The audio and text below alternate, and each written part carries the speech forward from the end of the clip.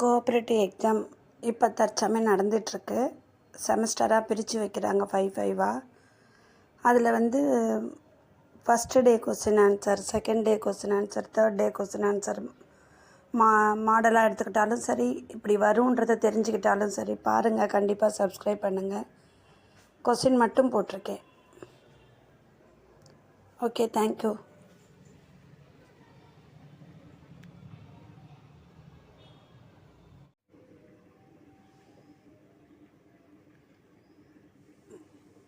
பாடம் 1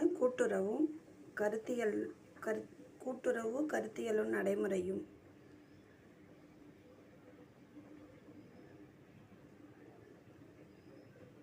ஒரு வரி வினாக்கள். வினா எண் 1 முதல் 5 வரை. கூட்டுறவு. ஆ வகுப்பு உறுப்பினர். கடனில் பொருள் பகுதியின் விளக்கம். ராக்டேல் முன்னோடிகள் எத்தனை பேர்? கூட்டுறவு பயிற்சி. கோடிட்ட இடங்களை நிரப்புக. வினா எண் 6 முதல் 10 வரை. மாவட்ட நுண்ணறிவு குழுவின் தலைவர் டேஷ் ஆவார். தேசிய கூட்டுறவு ஒன்றியத்தின் தலைமையிடம் டேஷ் ஆகும். இந்தியாவில் முதலாக தமிழ்நாட்டில் டேஷ் என்ற கிராமத்தில் வேளாண்மை கூட்டுறவு சங்கம் தொடக்க வேளாண்மை கூட்டுறவு சங்கம் ஆரம்பிக்கப்பட்டது. ஜெர்மனி நாட்டில் கடன் சங்கத்தை நிறுவிய நபரின் பெயர். கூட்டுறவு சட்டம் இயற்றப்பட்ட ஆண்டு. கீழ்கண்டவைகளில் சரியான விடையை தேர்ந்தெடுக்க. வினா எண் 11 முதல் 15 வரை.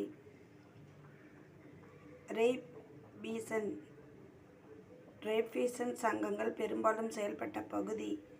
இந்திய ரிசர்வ் வங்கியின் தலைமையகம். ஆணின் திருமண வயது. அகில இந்திய கிராம கடன் மதிப்பீட்டு குழுவின் தலைவர். நுகர்வோர் இயக்கம் தோன்றிய நாடுகளில் மிக முக்கியமான நாடு. கேள்வி எழுதி அதற்கு எதிரே சரியான விடையை எழுதுக. கூட்டுறவு கல்வி நிதி. தொடக்க வேளாண்மை கூட்டுறவு கடன் சங்கம். விவசாயம் கூட்டுறவு இயக்கம். பயிர்க்கடன் நவம்பர் 14 முதல் 20 வரை. ஜெர்மனி நிகர லாபத்தில் விழுக்காடு 2 விழுக்காடு. கூட்டுறவு வார விழா. அந்நிய செலாவணி ஈட்டு தருதலில் பெரும் பங்கு.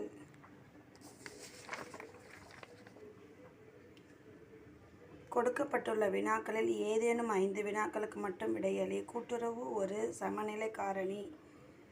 எவ்வாறு? அகில இந்திய கிராம கடன் மதிப்பீட்டு குழுவின் முக்கிய அம்சங்களை குறிப்பிடவும். மத்திய கூட்டுறவு வங்கியின் கொள்கையை குறிப்பிடவும். வணிக வங்கியின் செயல்பாட்டினை கூறவும். தேசிய கூட்டுறவு வளர்ச்சிக் கழகம் NCDE சிறு குறிப்பு வரைக.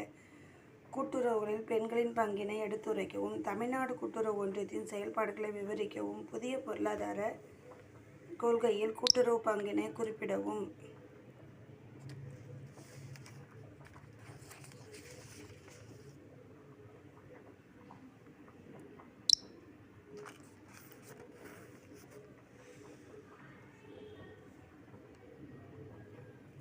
கொடுக்கப்பட்டுள்ள 8 வினாக்களில் 5 வினாக்களுக்கு மட்டும் விடையளி. நவீன வளர்ச்சியில் கூட்டுறவு பங்கினை விவரிக்கவும். ஸ்வீடன் நாட்டில் கூட்டுறவு இயக்க வளர்ச்சியினை விவரிக்கவும். விடுதலைக்கு முன்பு கூட்டுறவு இயக்கத்தின் வளர்ச்சியை குறிப்பிட்டு இவைகளில் நிகழ்வுகளை விரிவாக எழுதவும். லேம்ப் கூட்டுறவு கடன் சங்கத்தின் நோக்கங்கள் மற்றும் செயல்பாடுகளை கோடிட்டு காட்டவும். நகர கூட்டுறவு வங்கி வழங்குகின்ற பல்வேறு கடன்களை எழுதி இவைகளில் முக்கியமான 5 கடன்களை விவரிக்கவும். தமிழ்நாடு தொழில் கூட்டுறவு வங்கியை தாய்கோ வங்கி பற்றி எழுதவும். குடும்ப நலத்திட்டத்தில் கூட்டுறவின் பங்கு என்ன? நீண்டகால கடனில் கூட்டுறவு நிறுவனங்களின் பங்களிப்பை எடுத்துரைக்கவும்.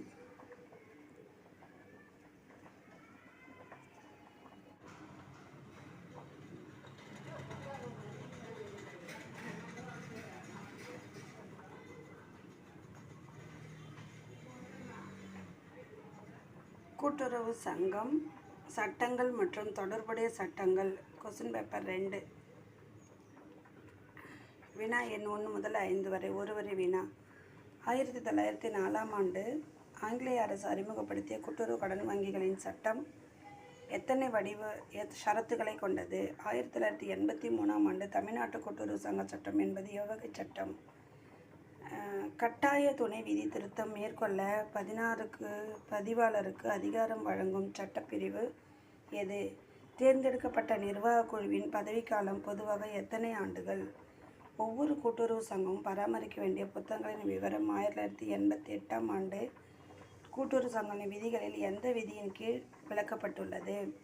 கோடிட்ட இடங்களை நிரப்பு. வினா எண் 6 முதல் 10 வரை. 1983ஆம் ஆண்டு கூட்டுறவு சங்கம் சட்டப்பிரிவு 81, 82, 83 ஆகியவற்றின் கீழ் சட்டப்பூர்வ நடவடிக்கை முடிப்பதற்கான கால அவகாசம் டேஷ் ஆகும். ஒரு நபர் அதிகபட்சம் டேஷ் சங்கங்களில் மட்டுமே நிர்வாக குழு உறுப்பினராக பதவி வகிக்கலாம். மத்திய தலைமை கூட்டுறவு வங்கிகள் ஒரு முறை ரிசர்வ் வங்கி அதிகாரிகளால் ஆய்வு செய்யப்படுகின்றன. சட்டத்தால் ரத்து செய்ய முடியாத உடன்பாடுகளும் டேஷ் ஆகும். கடன் உறுதிச் சீட்டு ப்ராமிசரி நோட் என்பது ஒரு டேஷ் ஆவணம். சரியான விடையை தேர்ந்தெடு. வினா எண் 11, 15 வரை எழுதவும்.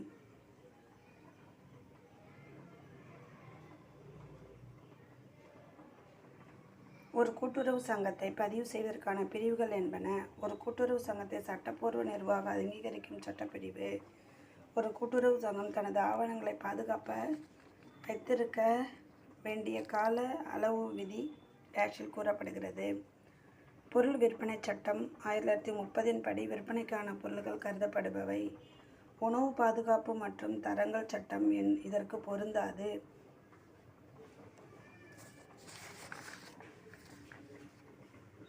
பொறுத்துக 16 முதல் 20 வரை. எடையளவு சட்டம் 1947. சரக்கு மற்றும் சேவை வரி சட்டம் 2006. உணவு கலப்பட தடுப்பு சட்டம் 2017. கடை மற்றும் நிறுவன சட்டம் 1958. உணவு பாதுகாப்பு மற்றும் தரங்கள் சட்டம் 1954. கொடுக்கப்பட்டுள்ள 8 வினாக்களில் ஏதேனும் 5 மட்டும் விடையளி.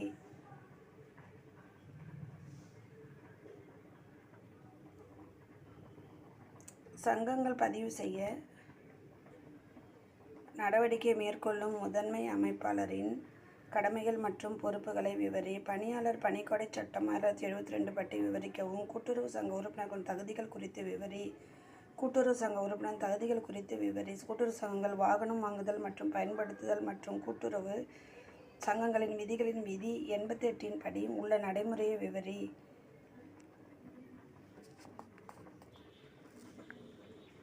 செலவாணி முறி சட்டம் 1881இன் படி மாற்று முறையான குறித்து விவரி.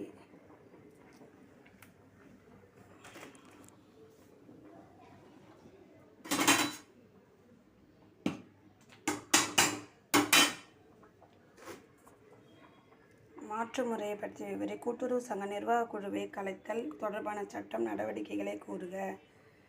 மாநில வேளாண்மை மற்றும் ஊரக வளர்ச்சி வங்கிகளின் சட்டப்பிரிவு 114இன் கீழ் எக்காரியங்களுக்கும் கடன் வழங்கலாம் என்பதை விவரி. தொழிலாளர் வருங்கால வைப்பு நிதி சட்டம் 1952 பற்றி விவரி. பகுதி E. கொடுக்கப்பட்ட 8 வினா ஏதேனும் 5 வினாக்களுக்கு மட்டும் விடையளி. ஒரு கூட்டுறவு சங்கத்தின் உரிமை மற்றும் கடமை பற்றி கூறுக. கூட்டுறவு சங்கம் சட்டப்பிரிவு 52, 53, 55 மற்றும் 64 கூறப்பட்டிருக்கும் அரசின் உதவிகள் பற்றி எழுதுக. கலைப்பு அலுவலரின் அதிகாரங்களை விவரி. மேல்முறையீடு அப்பீல் பற்றி எழுதுக. இந்திய சாட்சியல் சட்டம் 1872இன் படி சாட்சியங்களின் இந்தியன் எவிடன்ஸ் ஆக்ட் 1872 வகைகளை விவரி. கூட்டுறவு தணிக்கையாளரின் அதிகாரங்கள் யாவை? கூட்டுறவு சங்கங்களின் சட்டப்பிரிவு 82 ஆய்வு மற்றும் புலனாய்வு குறித்து விவரி. கூட்டுறவு சங்கங்களின் விதிகளின் விதி எண் 1146இன் படி நிர்வாக இயக்குநரின் அதிகாரங்கள் யாவை?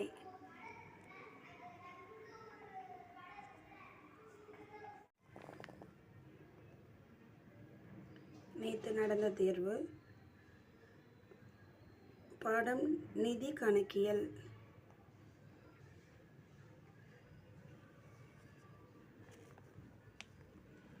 சரியான விடையை தேர்ந்தெடுத்து எழுது. வினா எண் 1 முதல் 5 வரை.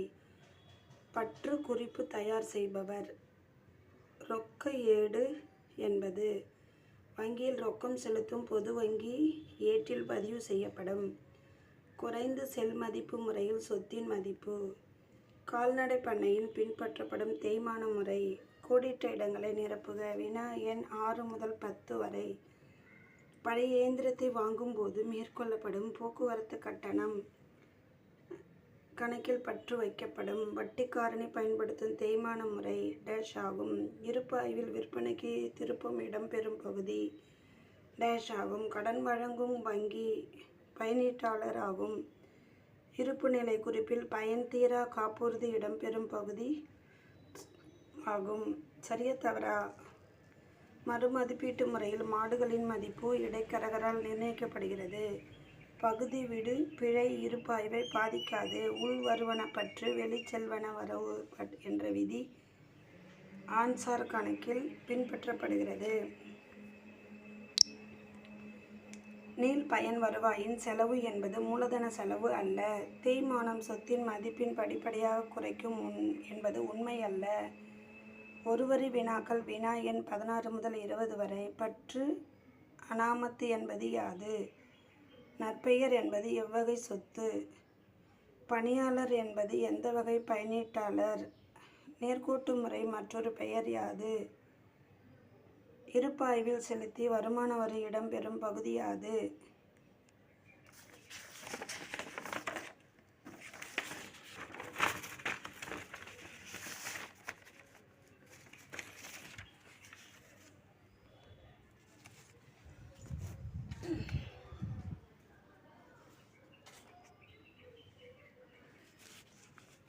பகுதி ஆ. கணக்கின் பணிகள் யாவை? இரட்டை பதிவு முறைக்கும் ஒற்றை பதிவு முறைக்கும் இடையே உள்ள வேறுபாடுகள் யாவை? கொள்முதல் ஏடு மற்றும் விற்பனை திருப்பாடு ஏடு இவை பற்றி விவரிக்க.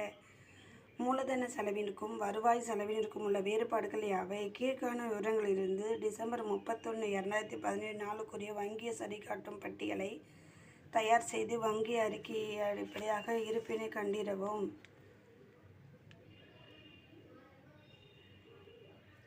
பின்வரும் வினாக்கள்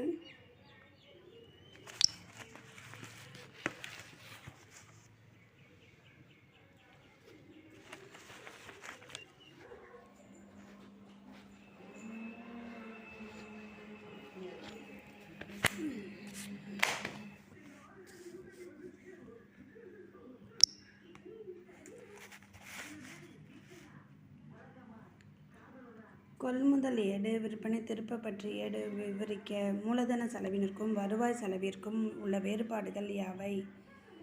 கீழ்காணும் விவரங்களிலிருந்து டிசம்பர் 31, 2014 சரிகாட்டும் பட்டியல் தயார் செய்க.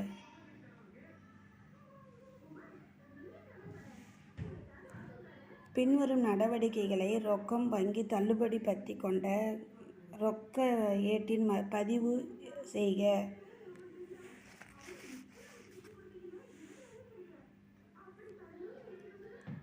11.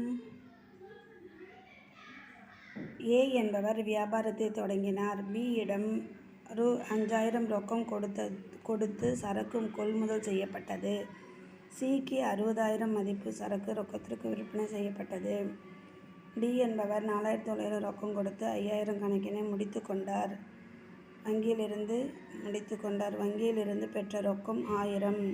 ஈக்கு 6,500க்கு காசோலை கொடுத்து 7,000க்குரிய கணக்கு முடியடிக்கப்பட்டது. 3,000 ரொக்கம் சம்பளமாக வழங்கப்பட்டது. 14/2008 அன்று 64,000 மதிப்புடைய இயந்திரம் வாங்கப்பட்டு அன்றே 28,000 நிறுவுக செலவும் மேற்கொள்ளப்பட்டது. ஆண்டுக்கு 10% நேர்கோட்டு முறையில் தேய்மானம் கணக்கிட வேண்டும். அவ்வியந்திரம் 30/6/2010 அன்று 52,000க்கு விற்பனை செய்யப்பட்டது. ஒவ்வொரு ஆண்டும் கணக்குடன் டிசம்பர் 31 முடிக்கப்படுகின்றன. இயந்திர கணக்கை தயார் செய்யவும். ஒதுக்கீடுகள் மற்றும் காப்புகளுக்கிடையே உள்ள வேறுபாடுகள் யாவை?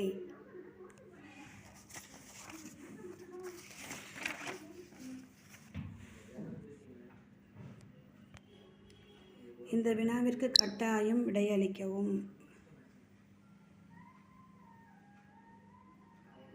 கீழ்காணும் இருப்பு பற்றி சரி கட்டுதலின் உடன் முடிவடையும் ஆண்டுக்கு வியாபார லாப நட்ட கணக்கு அத்தனைய இருப்புநிலை குறிப்பை தயார் செய்க.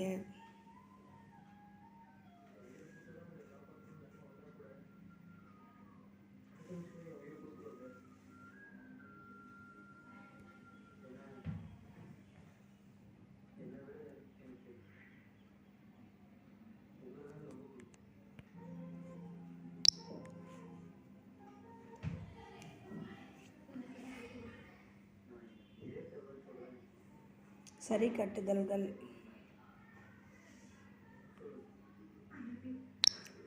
3 கொஸ்டின் வினா போட்டிருக்கேன். 3 days நடந்ததை கண்டிப்பாக பார்த்துட்டு சப்ஸ்கிரைப் பண்ணுங்கள். யாருக்காவது யூஸ் ஆகும் இந்த மாடல்.